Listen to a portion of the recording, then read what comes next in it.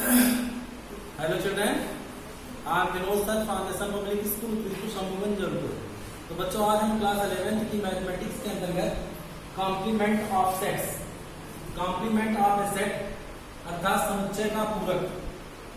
तो हम जानेंगे समुच्चय का पूरक क्या है। सपोज करो कि एक सार्वत्रिक समुच्चय यूनिवर्सल सेट से बोलते हैं यू है। यू एक सार्वत्रिक समुच्चय है और इस एक समुच्चय ए है जो A is subset of U. U का जो सार्वत्रिक समुच्चय यू है उसका एक समुच्चय ए है। तो यू के वे अवयव जो ए में नहीं है, यू के वे अवयव जो ए में नहीं है वो ए का पूरक समुच्चय कहलाता है और इसे हम ए डैश से प्रदर्शित करते हैं। इसे किससे निरूपित करते हैं? ए डैश से। इसको सांकेतिक रूप में हम लिख सकते हैं A dash is equal to x such that x belongs to u और x not belongs to a। x u का अवयव है लेकिन a का नहीं, अर्थात u के वे अवयव जो a में नहीं है, u के वे अवयव जो a में नहीं है वो a डैश के अवयव होंगे, अर्थात a का कॉम्प्लीमेंट, ए के कॉम्प्लीमेंट को हम ए डैश से निरूपित करते हैं। एक एग्जांपल, ये इसकी डिफिनेशन हो गई सांकेतिक रूप से।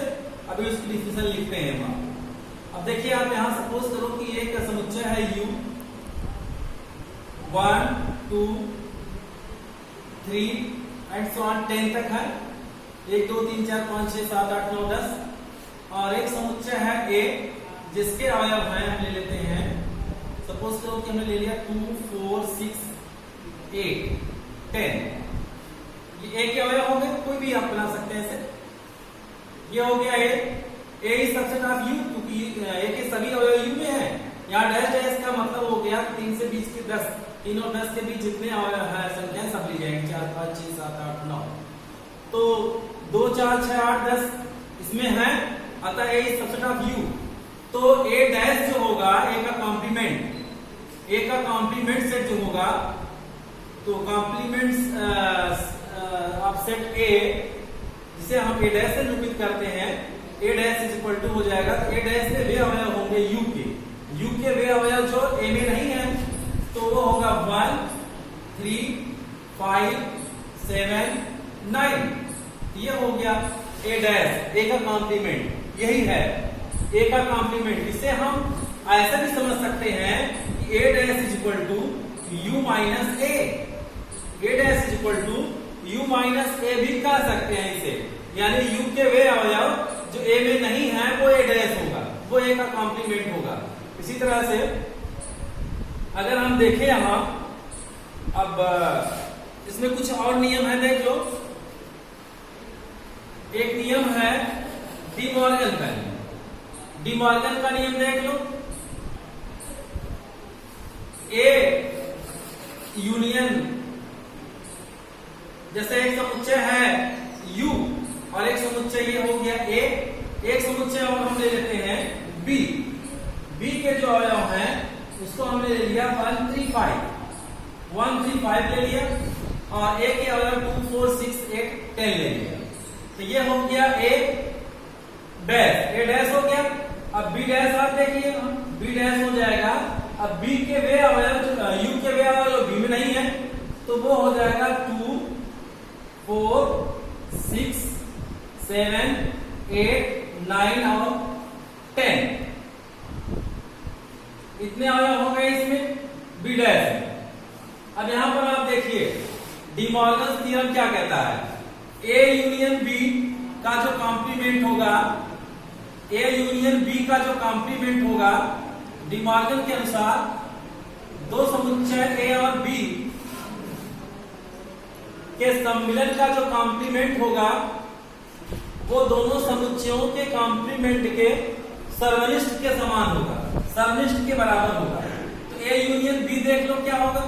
ए यूनियन बी इक्वल टू हो जाएगा, A union B equal to हो जाएगा 1 2 3 4 5 6 8 और 10। ए के अवयव हैं 1 2 4 6 8 10, 2 4 6 8 10। बी के हैं 1 3 5 ले लिया हमने। ये हो गया ए यूनियन बी। अब ए यूनियन बी का जो कॉम्प्लीमेंट होगा वो देखो क्या होगा। ए यूनियन बी का कॉम्प्लीमेंट हो जाएगा, ए यूनियन बी का कॉम्प्लीमेंट अर्थात ए यूनियन यू के वे अवयव जो ए यूनियन बी में ना हो, तो यू के अवयव में जो ए यूनियन बी में ना हो, ए यूनियन बी में कौन कौन नहीं है, 7 नहीं है, 9 नहीं है। ए यूनियन बी का जो कॉम्प्लीमेंट होगा वो हो जाएगा 7 9, वो हो जाएगा 7 9 हो जाएगा किसका, ए यूनियन बी के का कॉम्प्लीमेंट में हो जाएगा 7 9। अब हम ज्ञात करेंगे ए का कॉम्प्लीमेंट और बी के कॉम्प्लीमेंट का इंटरसेक्शन। ए का कॉम्प्लीमेंट इंटरसेक्शन बी का कॉम्प्लीमेंट, ए का कॉम्प्लीमेंट इंटरसेक्शन बी का कॉम्प्लीमेंट, अर्थात ए डैश और बी डैश का जो इंटरसेक्शन है उसमें वे अवयव हैं जो ए और बी दोनों के हैं। ए डैश और बी डैश दोनों के हैं। ए डैश और बी डैश दोनों में कौन कौन है, 7 9 यहाँ है, 7 9 क्योंकि 1 3 5 इसमें है, इसमें नहीं है, 2 4 6 है, 8 और 10 इसमें है, इसमें नहीं है, केवल 7 9 ऐसा है जो दोनों में है। यही दोनों के कॉम्प्लीमेंट का इंटरसेक्शन होगा 7 9। अब यहां पर देखो बेटा, दोनों समुच्चयों ए और बी के यूनियन का यानी सम्मेलन का जो कॉम्प्लीमेंट है वो 7 9 है, और दोनों समुच्चयों के कॉम्प्लीमेंट का इंटरसेक्शन जो है वो भी 7 9 है। अतः हम कह सकते हैं कि दो समुच्चय ए और बी का कॉम्प्लीमेंट उन दोनों समुच्चयों के कॉम्प्लीमेंट के इंटरसेक्शन के बराबर होता है। और इसी तरह से है दोनों समुच्चयों के इंटरसेक्शन का कॉम्प्लीमेंट, दोनों समुच्चयों के इंटरसेक्शन का कॉम्प्लीमेंट दोनों समुच्चयों के कॉम्प्लीमेंट के यूनियन के बराबर होता है। ये दूसरा नियम, इसी डी मॉर्गन के दो नियम नहीं है। अब देखिए यहां हम ज्ञात करते हैं A intersection B, A intersection B का जो कॉम्प्लीमेंट है, पहले इंटरसेक्शन बी ज्ञात कर लेते हैं। A intersection B equal to हो जाएगा, अब ए और बी के वे अवयव जो क्या हो, A intersection B equal to हो जाएगा 5, चूंकि कोई भी इसमें सर्वनिष्ठ नहीं है। A intersection B equal to हो जाएगा 5 या नल सेट कह सकते हैं आप, केवल ब्रैकेट ऐसे लगाएं या फिर ऐसे लिख दे तब भी ये रिक्त समुच्चय हो गया, चाहे ऐसे लिख दे ब्रैकेट में कुछ ना लिखे तब भी रिक्त समुच्चय और 5 लिखेंगे तब भी रिक्त समुच्चय। अब इसका जो कॉम्प्लीमेंट होगा, ए इंटरसेक्शन बी का जो कॉम्प्लीमेंट होगा वो पूरा हो जाएगा यू, अर्थात 1 2 3 एंड so on 10। अब ये तो ए इंटरसेक्शन बी का मान था।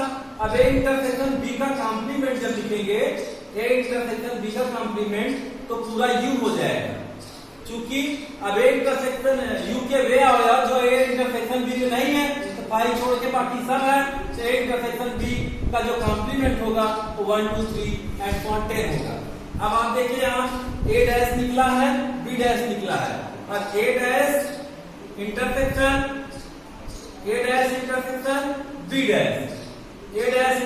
बी डैश करेंगे तो देखिए उसमें कौन कौन अवयव है। ए डैश में है 1 3 5 7 9 और बी डैश में है 2 4 6 7 8 9 और 10। इसका मतलब हो गया कि 1 2 3 एंड so on 10 तक होंगे सब। तो इसका मतलब हो गया एक और इसमें आ गया लाभ, जिसे हम डी मॉर्गन थ्योरम कहेंगे। ए यूनियन बी का, ए इंटरसेक्शन बी का जो कॉम्प्लीमेंट है वो दोनों समुच्चयों के कॉम्प्लीमेंट के यूनियन के बराबर होता है। तो इस तरह से इन दोनों को हम डी मॉर्गन नियम कहते हैं, डी मॉर्गन लॉ। पहला क्या लिखेंगे, दो समुच्चयों ए और बी के यूनियन का कॉम्प्लीमेंट उन दोनों समुच्चयों के कॉम्प्लीमेंट के इंटरसेक्शन के बराबर होगा, और दोनों समुच्चयों के इंटरसेक्शन का जो कॉम्प्लीमेंट होगा वह दोनों समुच्चयों के कॉम्प्लीमेंट के यूनियन के बराबर होगा।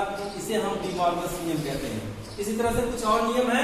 चलिए अब हम समुच्चय के पूरक की परिभाषा लिख लें और इसी नियम पे आप सब सवाल लगाएंगे और उसके कुछ और नियम है उसको बता देते हैं आप।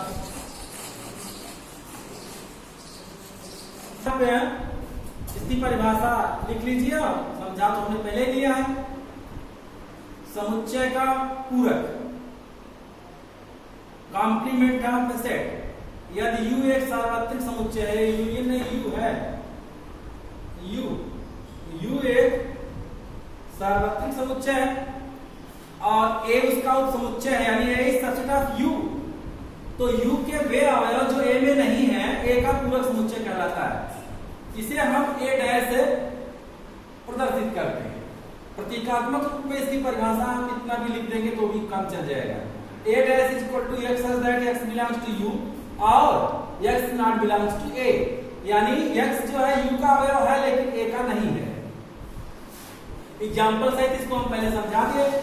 अब इसके बाद है पूरकों के कुछ नियम में पहला है डिमॉर्गन का नियम। डिमॉर्गन का नियम बताता है कि दो समुच्चय हैं, अगर दो समुच्चयों का जो यूनियन होगा सम्मिलन, उसके सम्मिलन का पूरक अर्थात A यूनियन B का जो कॉम्प्लीमेंट है उनके पूरक समुच्चयों का सर्वनिष्ठ होता है। दोनों का A डैश का और इंटरसेक्शन B डैश के बराबर होता है। यहां हमने लिख दिया नीचे पहला A यूनियन B का complement is equal to A का कॉम्प्लीमेंट इंटरसेक्शन B का कॉम्प्लीमेंट। दूसरा उसने कहा था दोनों समुच्चयों के जो सर्वनिष्ठ का कॉम्प्लीमेंट होगा, पूरक होगा, वो उनके पूरक समुच्चयों का सम्मिलन होगा, यानी A इंटरसेक्शन B का कॉम्प्लीमेंट जो होगा वो A का कॉम्प्लीमेंट यूनियन B के कॉम्प्लीमेंट के बराबर होगा। इसी को हम कहते हैं डिमॉर्गन का नियम। सांकेतिक रूप से आप ऐसा और ऐसा लिख सकते हैं और डिटेल में लिखना हो तो ऐसा लिख सकते हैं। अब इसका दूसरा नियम है